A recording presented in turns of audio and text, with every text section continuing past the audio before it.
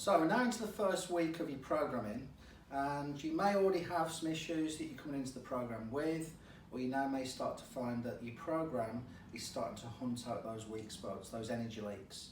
So we're going to spend some time in this video talking about elbow issues and giving you some ideas of how you can address those elbow issues.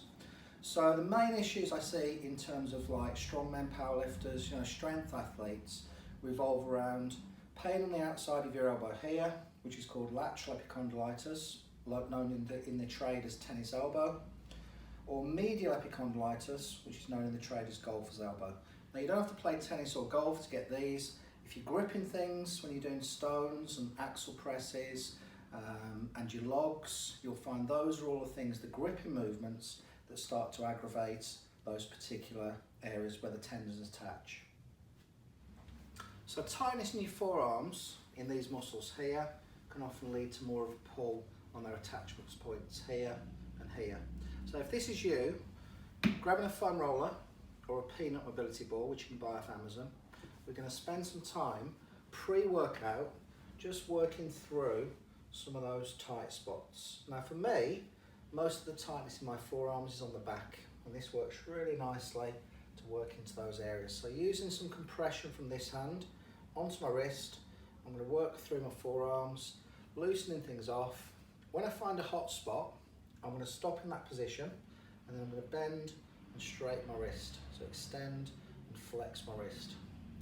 I'm going to spend about 30 seconds loosening that off. That's gone now. Wrist moves more easily, and then I'm going to move around and find another bit. Now alternatively, if you want something that's a bit more aggressive, you grab your peanut mobility ball and essentially you do the same thing. So we're going to work through there. So again, for me it's the back of the forearm, but for you it might be the front of the forearm. Find your hot spots, camp out in that hot spot, flex and extend your wrist, wait for it to loosen, which might take about 20 to 30 seconds, and that is your forearm smash, which is going to start to take the pressure or the pull off those tendinous attachments. So isometrics for pain relief are going to be your best friend over the next few weeks. Now when you start to get that tendon pain up here, or that tendon pain up here, or that tendon pain in there, which is your biceps tendon, you're going to use some isometrics pre-workout to anaesthetize to reduce the pain in that particular area.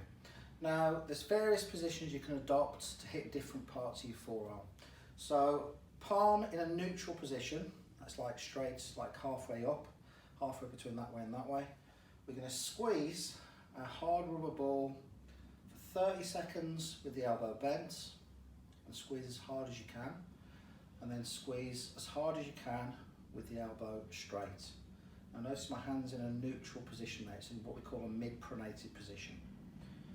Now if that doesn't hit the spot, turn your palm down, so this is pronation, and again do the same thing. So 30 seconds there, and then 30 seconds there, hard squeeze. If that doesn't hit the spot, turn your palm up into a fully pronated, supinated position, and you're going to squeeze the ball hard as you can there for 30 seconds, and then hard as you can there for 30 seconds. So when you combine, when you've got your elbow pain, the forearm smash, either on the foam roller or the peanut mobility ball, and some isometrics pre-workout, so it might be pre-log, it might be your assistance push days, it might be when you're deadlifting, because obviously when you're gripping the bar while you deadlift, that might be the thing that triggers your forearm pain. Do some of this before you train.